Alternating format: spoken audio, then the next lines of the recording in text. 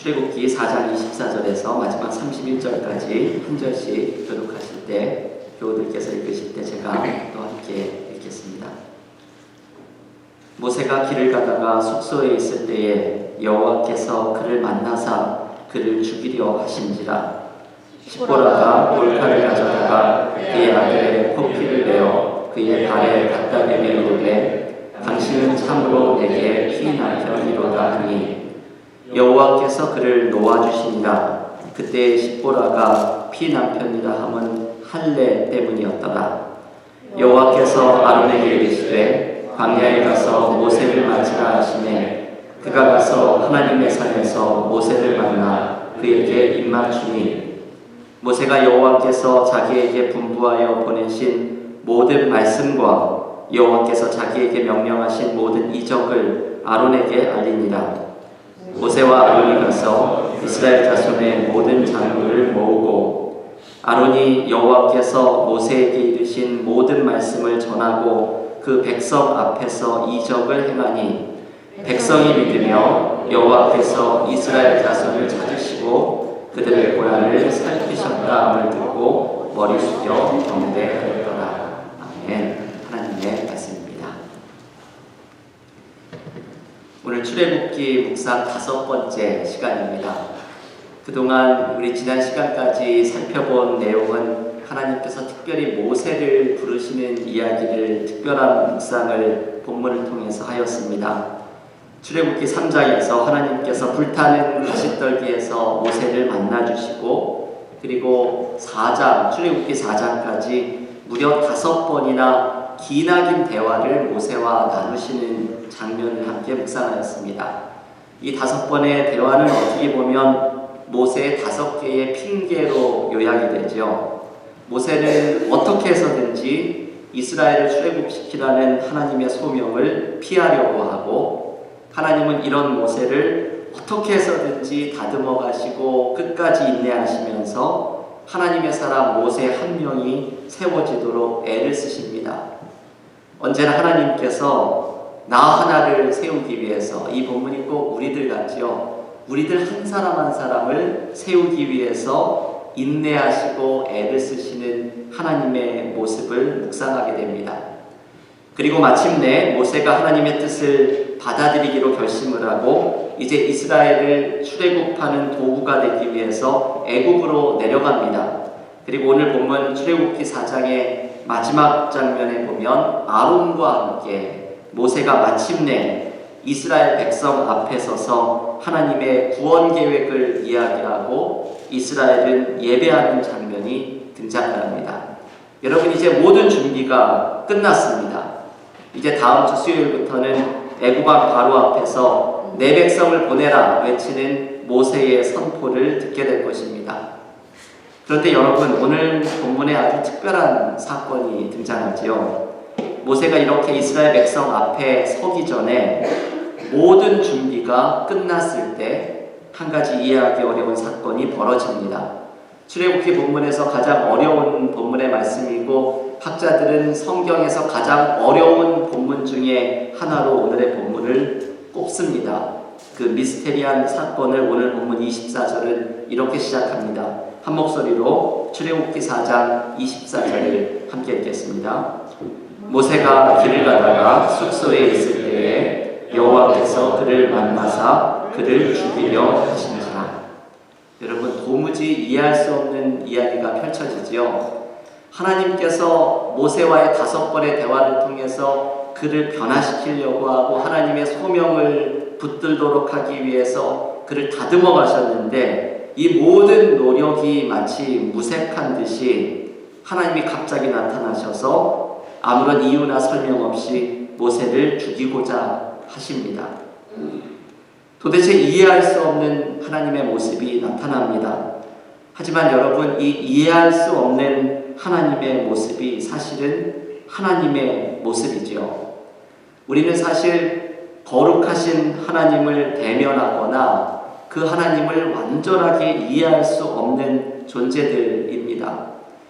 루돌프 오토라는 사람이 거룩의 개념이라는 책을 썼는데 이 책에서 거룩한 하나님을 인간이 만나게 되었을 때 인간이 느끼는 감정에 대해서 이렇게 설명을 합니다. 두렵고 황홀한 느낌, 이 상반된 경험이 인간에게 나타난다고 말을 합니다. 하나님을 만나면 하나님은 매혹적이고 황홀한 경험입니다. 그 불타는 가시떨기 나무에서 만나는 하나님과 같은 모습입니다.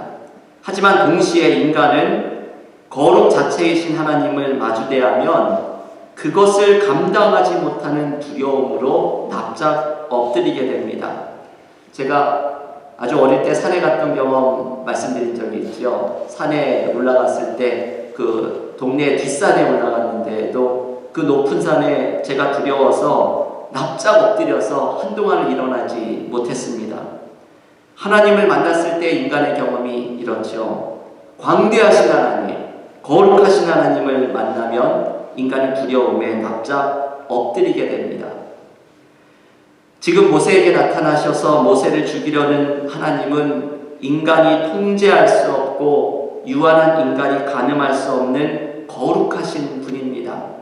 왜 하나님이 모세를 죽이려고 하시는가? 학자들은 이것을 이야기하면서 이해할 수 없는 본문이라고 말을 하지만 여러분, 오늘의 본문의 포인트는 오히려 여기에 있습니다. 하나님은 이렇게 이해할 수 없는 분, 하나님은 이렇게 유한한 인간이 가늠할 수 없는 분, 우리가 하나님을 완전히 이해했다고 말하는 순간 우리는 나의 교만함에 사로잡히는 것임을 알려줍니다. 오늘 모세가 만난 하나님은 우리가 완전히 이해하거나 파악할 수 없는, 언제나 우리의 통제를 넘어서 있는 거룩하신 하나님의 모습을 보여줍니다. 여러분, 우리의 문제는 내가 하나님을 완전히 이해했다고 생각하는 데에 있습니다.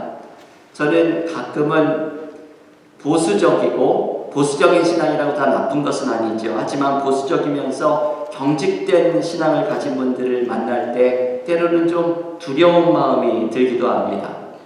그분이 어떤 문제에 있어서 어떻게 그렇게 확신을 가지고 하나님의 뜻이 이렇고 성경이 이렇다고 이야기하는지 마치 하나님의 머릿속에 들어갔다 나온 사람처럼 말하는 사람을 보고 있으면 왠지 두려운 마음이 듭니다. 신앙은 그렇게 확고한 듯이 보이면서도 왜 예수께서 보여주신 그 품이 넓은 너그러움, 하나님의 뜻을 이루는데 어디에도 매이지 않는 그 자유로움은 왜 가지고 있지 않은지 아쉽게 느껴집니다. 우리는 하나님을 완전히 이해했다고 말하면서 사실은 나의 고집대로, 나의 편의대로 하나님을 이해하는 경우가 많이 있습니다. 제가 종종 읽는 시 가운데 윌버 리스라고 하는 분이 지은 $3 하나님이라는 시가 있습니다. 이런 내용이죠. 나는 주님의 작은 일부분만을 사고 싶습니다. 내 영혼을 깨뜨리지 않을 정도만, 수면을 방해받지 않을 정도만, 내 인생이 사로잡히지 않을 만큼만, 마치 따뜻한 우유 한 잔만큼이면 됩니다. 내 죄책감을 조금 누그러뜨릴 만큼이면 됩니다. 나는 $3만 하나님을 사고 싶습니다. 호주머니에 넣을 만큼의 사랑이면 충분합니다. 내 마음을 바꾸지 않아도 될 정도만, 시간이 날 때 교회에 가고 싶은 마음이 들 정도만, 나는 변화를 원하는 것이 아니라 황홀경을 원합니다. 이렇게 $3만 하나님을 살 수는 없을까요? 여러분, 이 시는 우리들의 욕망이 잘 표현되어 있는 시이지요. 우리는 하나님을 내가 부담을 느끼지 않을 정도까지만 원합니다. 나에게 적당한 위로와 사랑을 주는 정도의 하나님만을 원합니다. 하지만 그 이상은 곤란합니다. 나를 변화시키려고 하는 하나님, 내가 통제할 수 없는 하나님은 나에게 곤란합니다. 나에게 호주머니에 넣고 다닐 정도의 하나님, $3 정도의 가치가 있는, 내가 통제할 수 있는 하나님의 모습만을 우리는 원합니다. 그러나 여러분, 하나님께서는 우리의 통제를 넘어서는 분이시죠. 위대한 신학자 중에 한 명 칼 바르트는 하나님을 하늘에 계신 분이라고 천명합니다.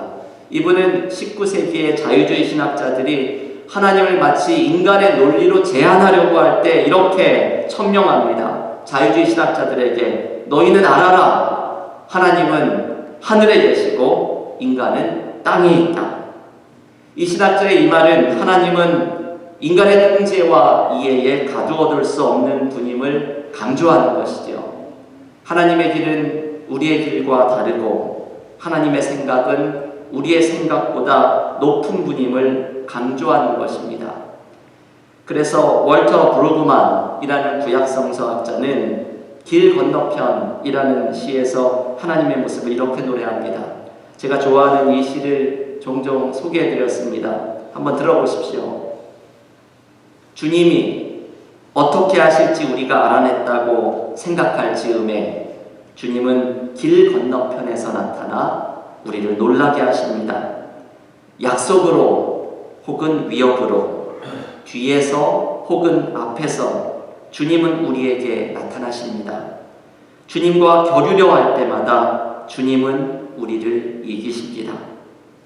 여러분, 이 시에 나타나는 이미지가 이것이죠. 하나님이 우리의 길 건너편에 나타난다는 것이죠.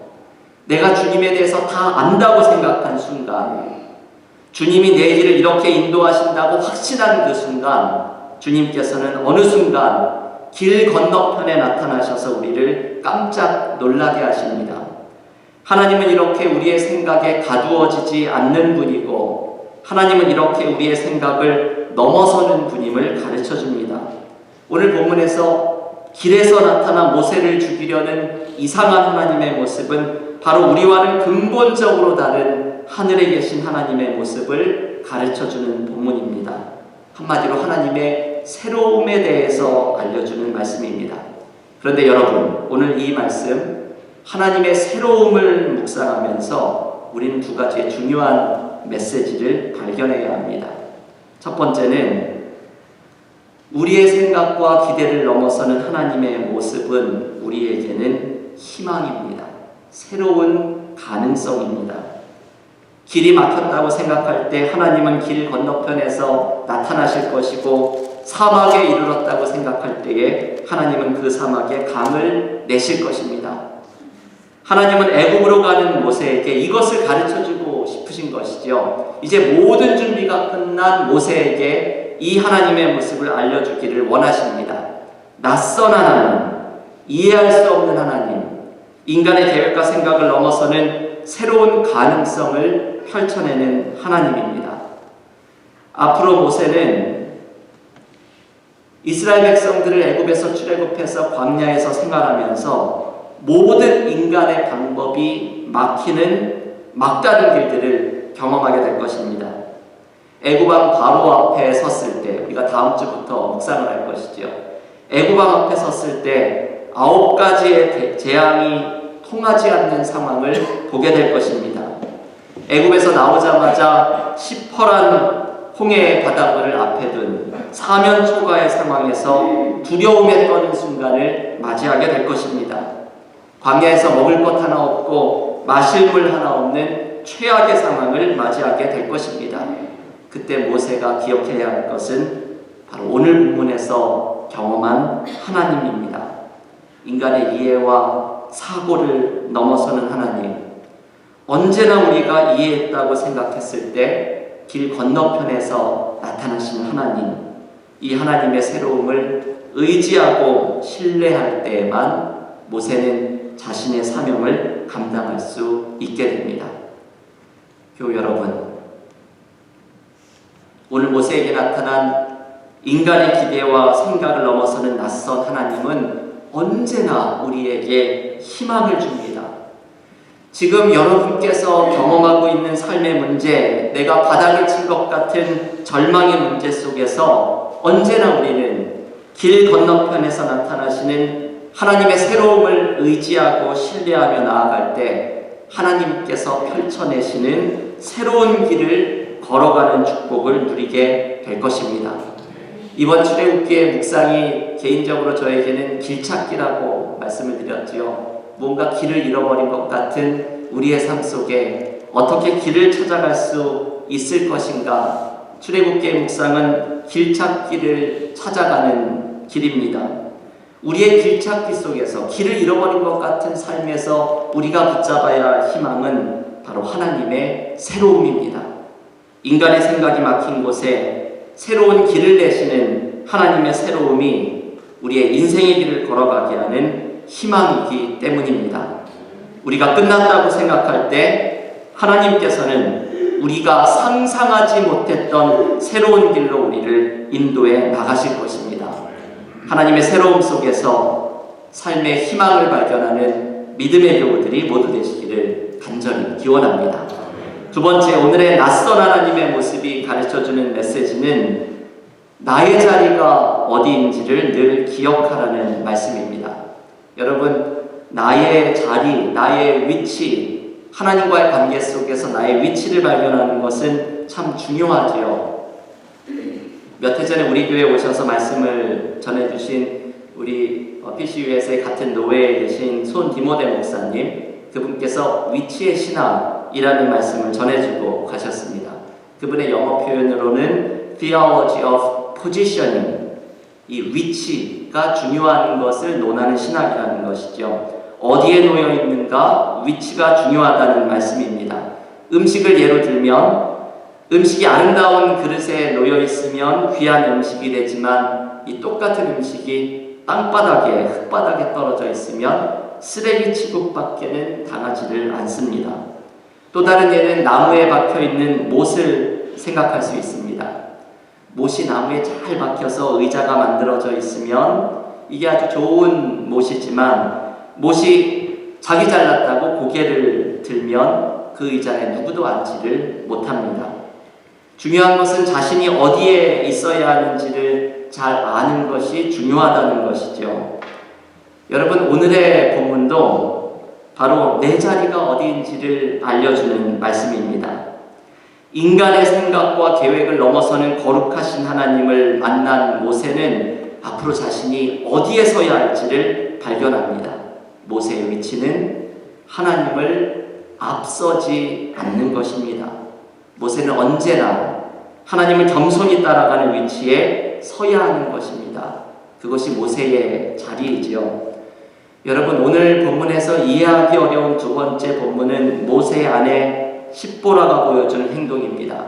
하나님이 모세를 죽이려고 하실 때 십보라가 아들을 할례한 포피를 모세의 발에 갖다 댑니다. 여러분, 이 말씀 한번 같이 읽어볼 텐데요. 오늘 출애굽기 4장 25절과 26절 말씀 한 목소리로 같이 읽겠습니다. 십보라가 돌칼을 가져다가 그의 아들의 포피를 베어 그의 발에 갖다 대며 이르되 당신은 참으로 내게 피난편이로다 하니 여호와께서 그를 놓아주시니라. 그때 십보라가 피난편이라 함은 할례 때문이었더라. 아멘.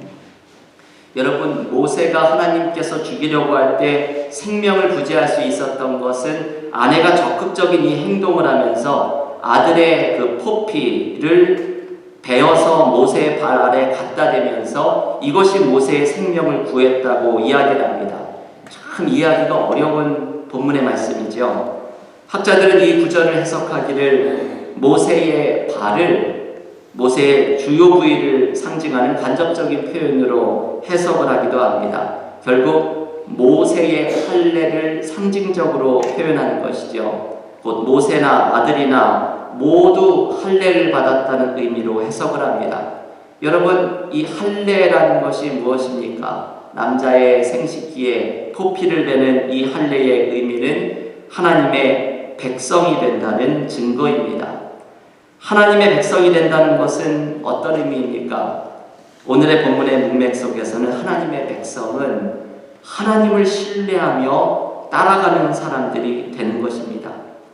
하나님은 모세에게 모세의 위치를 잊지 말라고 그것을 몸에 새겨두십니다. 하나님은 하늘에 계시고 모세는 땅에 있는 존재임을 가르쳐줍니다. 하나님은 인간의 생각과 계획을 넘어서는 분이고 하나님의 백성인 인간은 그런 하나님을 신뢰하면서 겸손하게 따라가야 하는 존재임을 가르쳐줍니다. 여러분, 앞으로 출애굽기를 읽으면서 모세는 이 위치를 절대로 잊지 말아야 합니다. 모세가 하나님을 신뢰하면서 뒤에서 따라가야 하는 존재임을 잊어버리고 자신이 앞으로 나서려고 할 때마다 모세의 사역에 위기가 찾아오게 됩니다.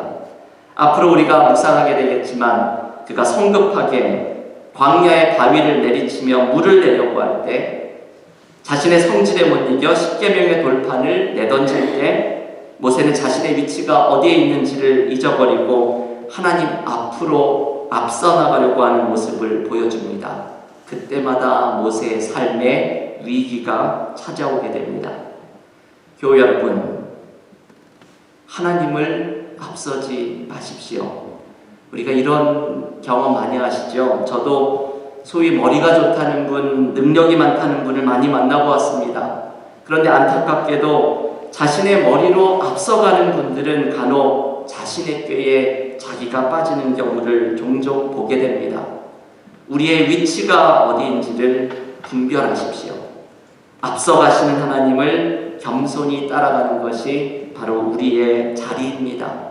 하나님께서 인도하실 구름기둥과 불기둥을 겸손히 따라가는 것이 우리가 새로운 길을 찾아가는 방법입니다.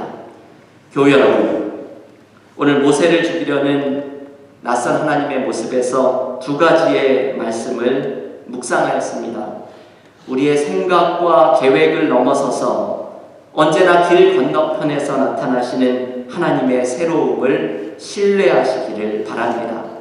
하나님의 새로움이 우리의 막힌 길에 새로운 길을 열어주시는 희망이 되실 것입니다.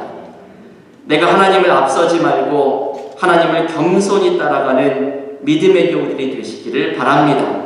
그때 하나님께서 열어주시는 새로운 가능성이 우리의 삶에 펼쳐지는 것을 경험하게 될 것입니다.